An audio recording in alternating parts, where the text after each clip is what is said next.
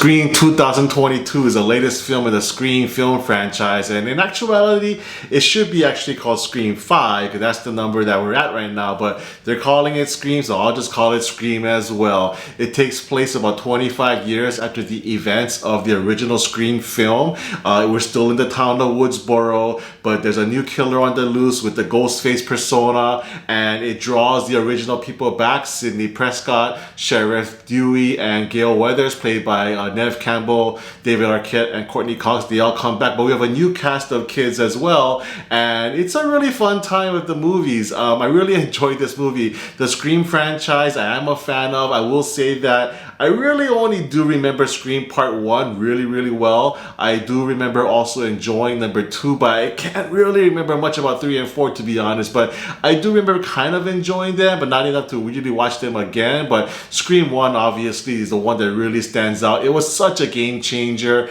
such an innovator in the horror film genre. The way it was just so meta and, you know, self-aware, and no one had really done it to that point. So Scream was just so unique in that sense at that time. Now, we're at a stage in Hollywood where there's a lot of films that are doing that wink wink, nod to the audience about how self-aware they are. It was the latest example of that was just in Matrix Resurrections, which just did it to an overkill. It was trying to be clever, but the way they did it, it wasn't clever. But I have to be happy to admit that Scream 5 or Scream does it, and it does it in a way that works for me anyway. For me personally, I thought it really worked well. Now, the key elements to any Scream film are two things. It's the horror element as well as the self-aware element. And the Scream franchise is basically built on characters in the movie knowing what characters in horror movies do, and yet kind of doing the same thing, or being aware of it and trying not to do the same thing.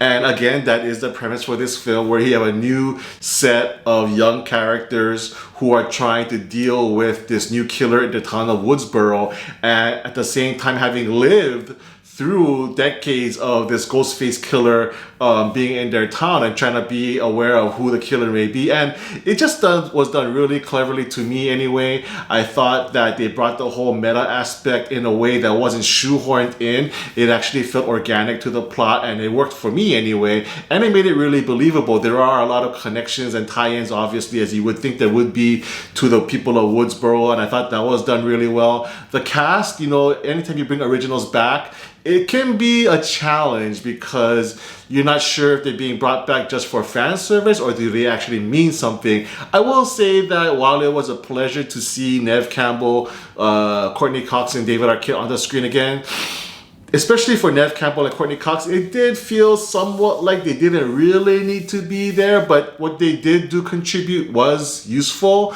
but I think they could have thought of a better way to implement them. So that's for them, those two characters. But David Arquette, he just really kills it as Dewey. You know, he doesn't really get much respect as being a great actor or anything, but as far as playing Dewey in these Scream movies, he is just him. He embodies that character, and he has really shown over the course of the 5 films now how the character has developed and grown and matured, and David Arquette brings the right amount of that development to the character each time he plays him, and I was really glad to see him get a lot of screen time this time around, and he does a really bang-up job, and he did really well. As for the new faces, I thought they were all great as well. Melissa Barrera as the new protagonist, or the new Sidney Prescott, if you will, was fantastic, as well as the Jenna Ortega, who played her sister. You got Jack Quaid, who is the son of Dennis Quaid and Meg Ryan. He's always been a welcome addition to any film, and he does a great job. And they all, you know, were very charismatic. They were funny. They were all likable. There weren't any one of them that I disliked, which is always a good thing. You know, usually there's one or two that are kind of annoying, you know, or a little too smart ass or whatever. But in this case, I thought all the kids got along well, and they had chemistry, and they did a really good job in portraying both the horror and the comedy of the movie. As far as the horror goes, you know, this Scream film does have a little more gore than the previous ones, which is great. As a horror fan myself, I really kind of wish there was a little more gore, to be honest, because I'm just kind of sick and twisted that way.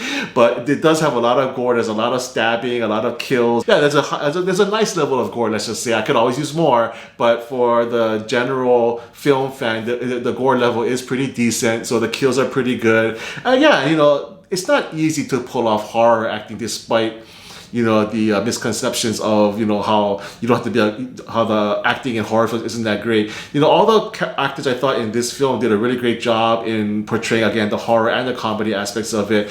And the really cool part about this movie is that it had me guessing all the way through up to the very end. I was still trying to think, well, is that the killer? Is that the killer? Is that the killer? I wasn't sure, and that's a really great testament to the script writing of this movie. The direction, the first 4 Scream movies was done by Wes Craven, the legend of horror. Unfortunately, he's passed away a few years ago, but this time around, Scream 5 or Scream 2022 is directed by the team that directed Ready or Not, which I thought was also a really fun film, and I really enjoyed that film. So you can kind of see their more modern touches, if you will, on this version of the film, but they did a great job. The script is fantastic. Again, the whole meta aspect of the Scream franchise was really implemented well, bringing a more modern touch to it, a more relevant and pop culture touch to it this time around, as they always have. And it's just a great addition to the franchise. I would say it's probably the 2nd or 3rd best Scream film, for whatever that's worth. But it definitely is a fresh